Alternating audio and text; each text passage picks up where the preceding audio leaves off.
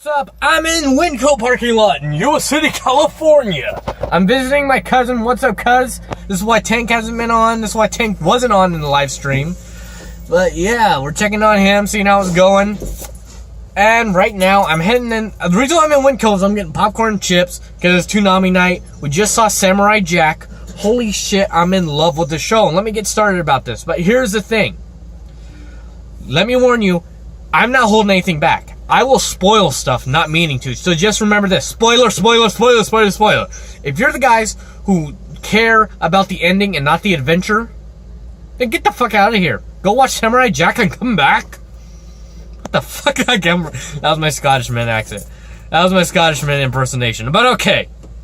But if you don't care and you like the adventure, because I don't care if you watch this with spoilers or not, I would still want to watch this show.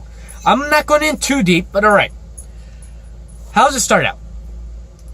A mother and her two children are running away from robots. The usual robot beetles you see in Samurai Jack. Jack shows up. And this isn't in his white robe with a sword being all noble. No, no, no. You can tell time has passed. He's in full samurai armor. Metal armor for samurai. Where's it going into battle? The only difference is he's on a motorcycle. And also, he has a Gatling gun and a pistol. And this is the part, when I saw the previews for the show, they showed this fight. So if you saw the previews for Samurai Jack Season 5, you see this opening fight.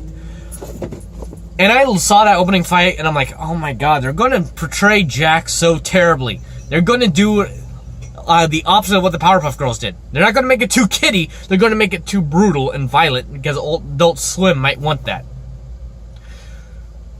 The first 5 seconds, this is before the opening. Before any opening lyrics, you are introduced to Jack. 5 seconds.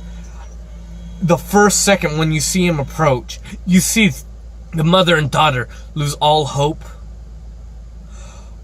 This is the moment that you got your emotion. You see Jack come in there. He comes in, takes down the horde, and leaves as quiet. There's no talking.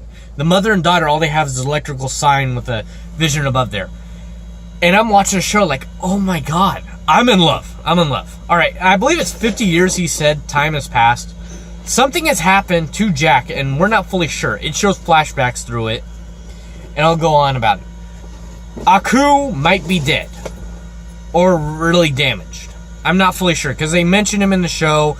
One part acts like he's dead, so I don't know. But okay, he might be banished, or something like that, and someone took over from him. I don't know. So let's go on from that part. Next scene you see is this. A woman giving birth. No, it's like all in shadows, and you pull out a child that's in black ink, looks like. These are the daughters of Aku. There's 7 in total. 7. 5 and 2. 7. And let me remind you this. There's one girl when you watch this show with pointy hair, and I will go to the theory at the end of this, that really I think is going to have a character arc in this series. But alright. Let's go on. You see Jack, and it shows how he feels about it.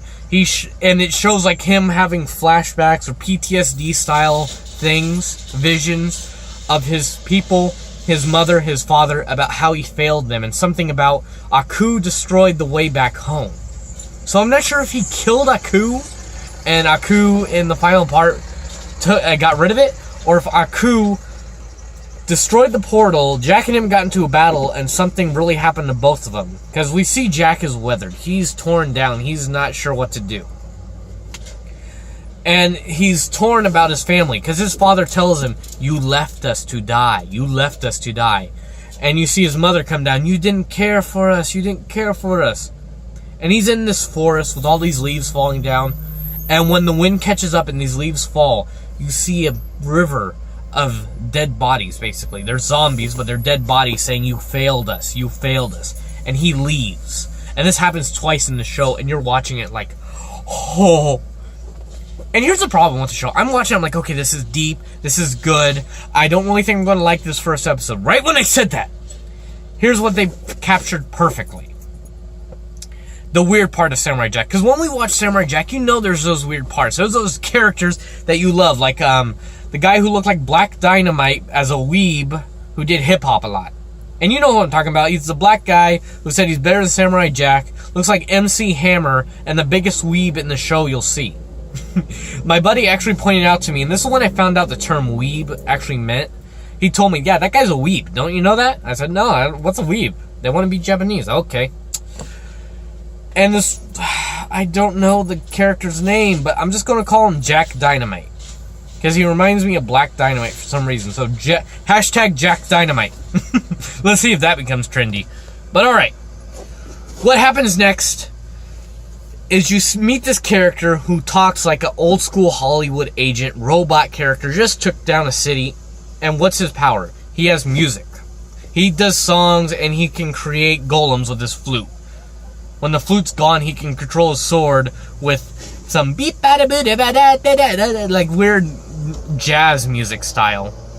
And then he has a final sword, which Jack takes, that can, sort of like a tuning fork. If you know what a tuning fork is, you hit it and it makes a certain frequency. Well, this one, whatever it hits, makes a frequency, and whatever it hit will cut and blow up. Remember this, the violence has been ramped up, which I actually like. It's not too bad, but it is good.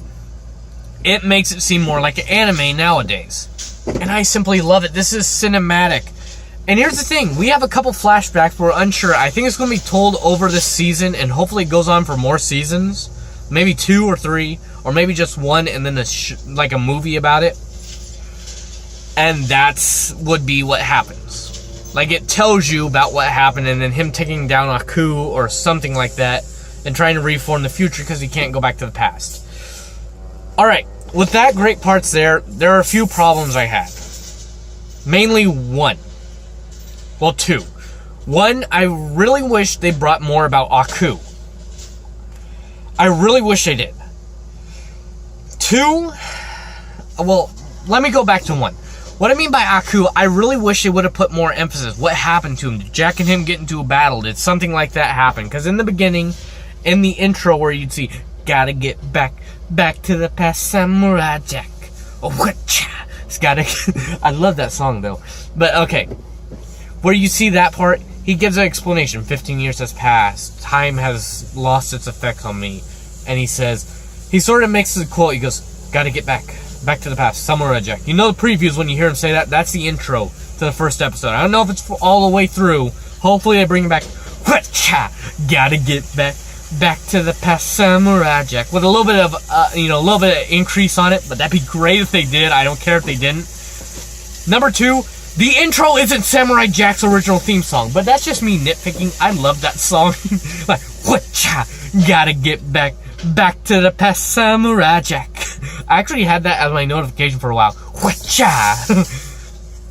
Just that whole, the sword slashing, like,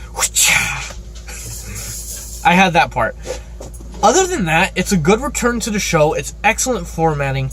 And I love the idea of Aku's not the main villain. Something has happened to Aku, and we need to be filled in this time gap. And here's the thing. The villains aren't going to be just Aku.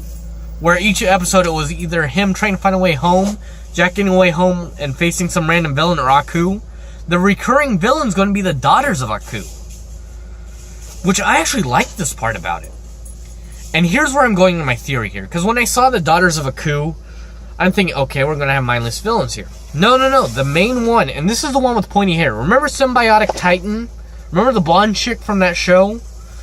She looks like her with black hair and a black bodysuit on. And when we see her throughout the time, she's weak. When she's a child, she messes up so her mother beats her. They're going into sparring. What happens is this.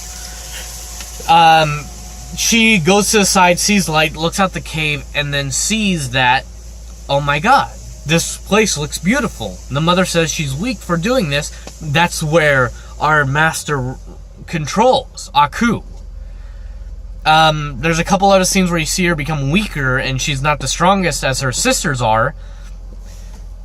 Her mother says there's no room for weakness around here. If she is weak, she must die. So, yeah. Which is pretty interesting what happens. And actually you see at the very end of her arc in this episode, because about half of it's dedicated to the Daughters of Aku, placing the story in, was her becoming stronger and the leader of the bunch. Here's the thing, when I looked at her, I'm like, she's not the villain here. And this is, I don't know if this is going to happen or not. Maybe a trickery happens, but it seems like Tarnowski, hopefully that's his name, Garny Tarnowski, I can't say his name, but okay, is going to put up a heel turn for this character, or maybe later on she becomes good. I'm not fully sure if this is him trying to show the corruption of Aku, or him making her a possible hero, an ally of Jack at the end in a possible battle, which I love this part. There's another nitpick I have to say about this show. I wish there was more of it.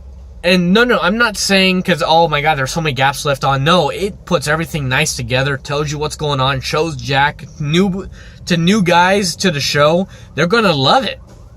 They would think, oh my god, this is a great action show. You can put this as its own part of it.